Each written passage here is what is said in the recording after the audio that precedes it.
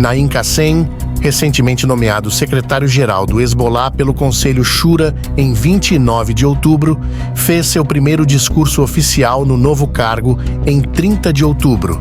Ele reiterou pontos ideológicos e temas tradicionais do grupo, sugerindo que sua liderança não trará mudanças significativas na estrutura ou direção organizacional do Hezbollah. Este discurso manteve a mesma linha das declarações que ele já vinha fazendo desde a perda de seu antecessor, Hassan Nasrallah, removido por Israel em 27 de setembro. Em seu discurso, Naim Qassem buscou desviar a atenção das dificuldades enfrentadas pelo Hezbollah no Líbano, exaltando a capacidade militar da organização e prometendo continuar com o plano de guerra contra Israel, elaborado por Hassan Nasrallah. Qassem pediu a retirada israelense do sul do Líbano e alertou para perdas sem precedentes que Israel enfrentaria. Qassem alegou que os combatentes do Hezbollah mantêm sucesso no campo de batalha, com recursos suficientes e uma presença firme nas linhas de frente, mesmo sob ataques aéreos intensos. O novo líder do Hezbollah destacou um ataque de drones que teria resultado em 4 soldados israelenses neutralizados e outros 60 feridos como exemplo de sucesso. No entanto, relatos do Comando Norte das Forças de Defesa de Israel em 21 de outubro indicam que o Hezbollah enfrenta dificuldades de coordenação no sul do Líbano, com desempenho abaixo das expectativas pré-guerra, disparando entre 100 e 200 foguetes por dia, muito aquém dos mais de 1.000 foguetes diários estimados inicialmente, sugerindo uma limitação na capacidade ou vontade de intensificar os ataques. Naim Qassem indicou uma possível flexibilização na postura do Hezbollah sobre um cessar-fogo no Líbano, sugerindo que ele poderia ser tratado separadamente das operações israelenses em Gaza. Diferente de seu antecessor Hassan Nasrallah, que vinculava a interrupção das hostilidades no Líbano ao fim das operações israelenses em Gaza, Qassem mostrou-se mais aberto a um cessar-fogo sob condições apropriadas, embora insista que um cessar-fogo deve preceder qualquer negociação. Esse ajuste na postura pode refletir tanto a nova liderança de Qassem quanto as dificuldades operacionais do Hezbollah em meio à intensificação dos conflitos que afetaram suas redes de comando e logística. Naim Qassem expressou ceticismo sobre a possibilidade de Israel cumprir um cessar-fogo, acusando-o de violar regularmente a resolução da ONU, embora o Hezbollah também tenha desrespeitado a resolução desde 2006, com a construção de bases militares ao sul do rio Litani. Qassem descreveu essas operações como uma defesa proativa contra o que considera ameaças de eliminação por parte de Israel, justificando ataques do Hezbollah, apesar de serem contrários à mesma resolução. Ele negou qualquer envolvimento do Hezbollah em um projeto iraniano, destacando que sua missão é defender terras libanesas, embora tenha elogiado o apoio financeiro, midiático e político do Irã. Qassem também reconheceu a ajuda de aliados regionais, incluindo os Houthis e milícias iraquianas. No caso dos Houthis, já foi confirmada a neutralização de combatentes do grupo no sul do Líbano. Segundo relatórios, a IDF está próxima de concluir a fase inicial de operações terrestres no sul do Líbano e considera este um momento estratégico para buscar uma solução diplomática com o Hezbollah e evitar a escalada do conflito. As operações israelenses degradaram significativamente as capacidades das forças especiais Radwan do Hezbollah, responsáveis por ameaças de infiltração no norte de Israel. Israel acredita ter alcançado seus principais objetivos ao reduzir a infraestrutura ofensiva do Hezbollah nas áreas fronteiriças e recentemente neutralizou o vice-comandante das forças Radwan, Mustafa Ahmed Shahadi. Essas ações reforçam a posição israelense de que a operação militar atingiu suas metas de segurança para os civis no norte, enfraquecendo as capacidades do Hezbollah para uma ofensiva terrestre, pelo menos a médio prazo.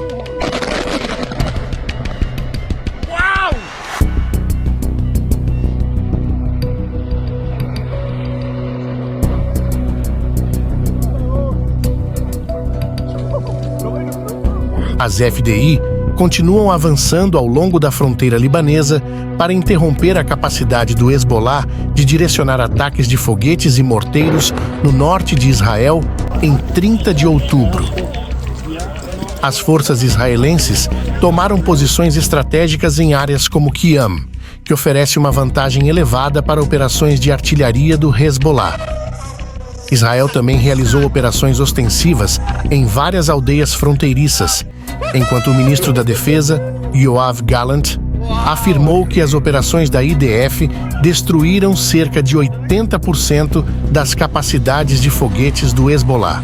Embora o Hezbollah ainda mantenha uma média de disparos acima do nível anterior às operações terrestres, o volume é muito inferior à sua capacidade estimada pré-guerra. Analistas estimam que o Hezbollah ainda possui cerca de 25 mil foguetes de curto alcance e até 2.000 de médio alcance. Dito isso, o Hezbollah reivindicou sua maior taxa de ataques contra as forças israelenses desde o início da operação terrestre israelense. O Hezbollah reivindicou 15 ataques separados com foguetes contra as forças israelenses que operam ao sul de Qiam desde o último corte de dados em 29 de outubro. Em 30 de outubro, as IDFs publicaram imagens evacuando soldados feridos do sul do Líbano e também na faixa de Gaza.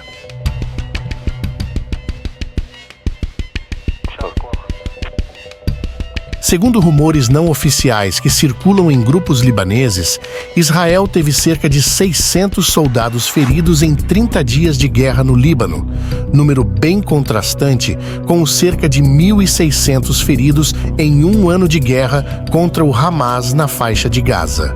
Israel também reconheceu oficialmente mais 4 baixas em seu exército entre os dias 29 e 30 de outubro.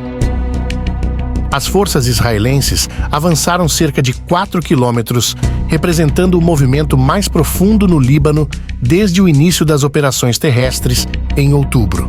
Em contrapartida, a alta frequência de ataques de foguetes reflete a estratégia do Hezbollah de evitar confrontos diretos, preferindo atacar as forças israelenses a partir de uma distância segura, o que teoricamente facilita o avanço israelense.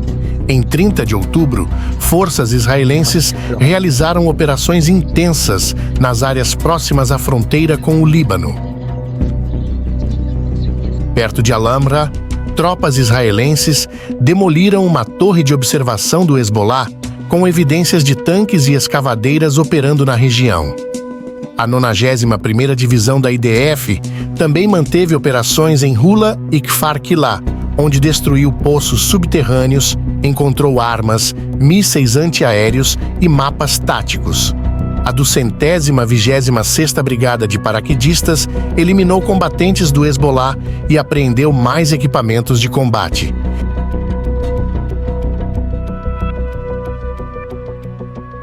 Em 30 de outubro, a Força Aérea de Israel realizou ataques em Baalbek, nordeste do Líbano, visando interromper a transferência de armas da Síria e Irã para o Hezbollah. Os ataques atingiram 20 alvos, incluindo infraestrutura de combustível e complexos militares relacionados à unidade 4400, responsável pela logística de armas e fundos iranianos ao Hezbollah. Além de Baalbek, locais como Ain Burdei e Bed Nile também foram atacados. O Ministério da Saúde libanês informou que 19 pessoas foram vitimadas nos ataques em Baalbek. Em dias anteriores, a IDF realizou mais de 100 ataques em todo o Líbano, incluindo áreas próximas à fronteira com a Síria, para enfraquecer as capacidades do Hezbollah e de milícias apoiadas pelo Irã. Indo para o teatro de guerra em Gaza, o Ministério da Saúde de Gaza relatou que um ataque aéreo israelense em Beit Lahia causou várias perdas após o ataque a um prédio de 5 andares. A IDF afirmou ter identificado um observador do Hamas no telhado e que a intenção do ataque não era derrubar o prédio. Autoridades israelenses disseram estar investigando o incidente devido ao número de vítimas civis relatadas. No mesmo período, o Hamas afirmou ter conduzido um ataque a 3 tanques israelenses Merkava em Beit Lahia.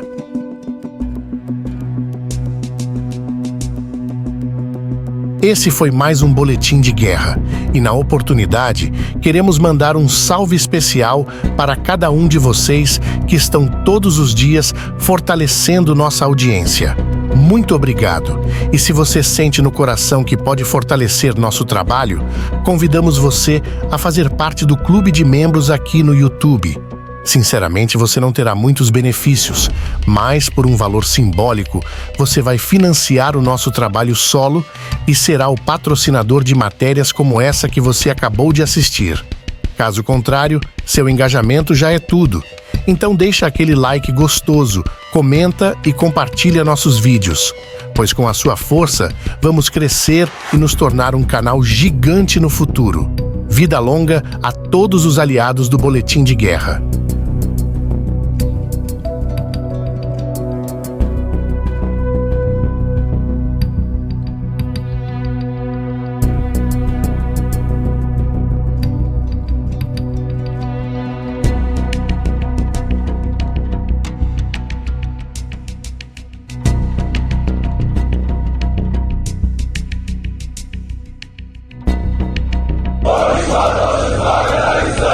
לציית לכל הפקודות וההוראות